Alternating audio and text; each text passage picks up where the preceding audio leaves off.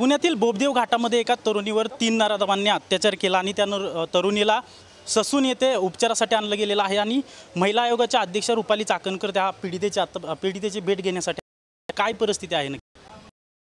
काल रात्री 1:30 वाजता ही घटना बोबदेव घाटामध्ये घडलेली आहे।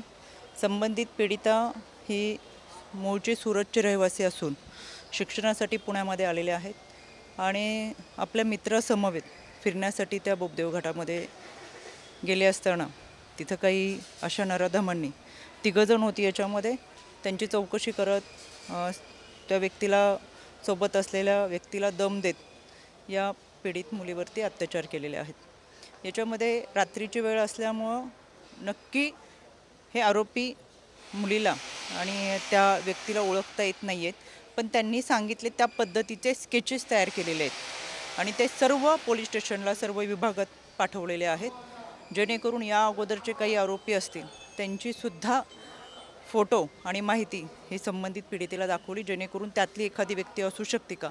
तर युद्ध पातळीवरती आरोपींचा तपास सुरू आहे। यामध्ये कोंढवा पोलीस स्टेशनचे वरिष्ठ पोलीस निरीक्षक पाटणकर सर माझ्याबरोबर, डॉक्टर खेडकर स्वतः त्यांची टीम मेडिकल वगैरे मुलीचं केले, मुलगी व्यवस्थित आहे, मी आता स्वतः तिच्याशी बोलून आले। याच्यामध्ये डॉक्टरांची टीम अंडर ऑब्झर्वेशनमध्ये आहे आणि या सगळ्यांमध्ये कोंढवा पोलीस स्टेशनच्या आणि क्राईमच्या अशा एकूण 12 तपास टीम तयार केलेल्या आहेत।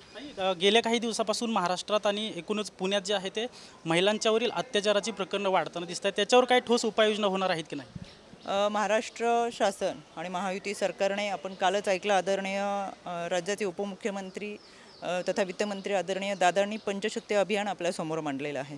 एक कॉल प्रॉब्लेम सॉल्व म्हणत प्रत्येक ठिकाणी अशा पद्धतीचे नंबर दिलेले आहेत। त्याचबरोबर आम्ही स्वतः शिक्षण मंत्री दीपकजी केसरकर साहेबांच्या बरोबर या सगळ्या निमित्तानं शाळा कॉलेजमध्ये ज्या घटना घडतात त्या निमित्तानं बैठकीला बसलं असताना त्या पद्धतीचं GR सुद्धा काढलेलं आहे। सखी सावित्री टीम असेल, PTA असेल, त्याचबरोबर प्राईम टाईममध्ये बीट मार्शल दामिनी पथक यांचं पेट्रोलियन असेल, या सगळ्यांबरोबर जे तक्रार पेटी आहे ती दर्शनी भागामध्ये न ठेवता मुलींच्या वॉशरूमच्या बाजूला किंवा त्यांना तक्रार दाखल करायची असेल तर त्या बाजूला ठेवता येईल।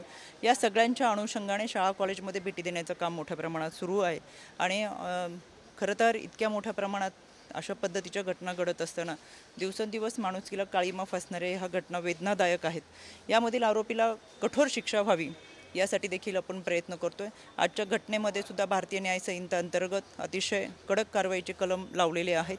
त्याच्यामध्ये हे 3ही आरोपी लवकरच सापडतील आणि त्यांना फाशीची शिक्षा झाली पाहिजे। या प्रकारानंतर ताई खासदार सुप्रिया सुळे यांनी देवेंद्र फडणवीस यांचा राजीनामा मागितला आहे, त्यांना जबाबदार धरलं गेलं। मी राज्य महिला आयोगाचे अध्यक्ष म्हणून जेव्हापासून काम करते तेव्हा सुरुवातीच्या काळामध्ये अनिलजी देशमुख हे गृहमंत्री होते।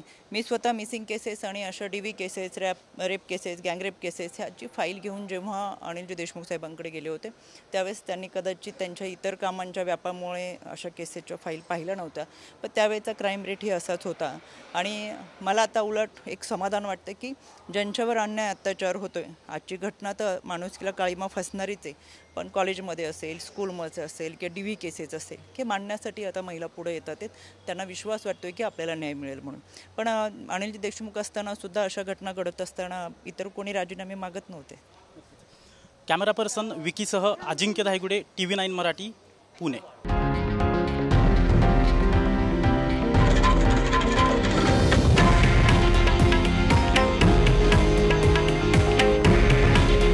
हे आहे देशातील नंबर 1 न्यूज नेटवर्क आणि आपण पाहत आहात TV9 मराठी। काळजी तुमची, हित महाराष्ट्राचं।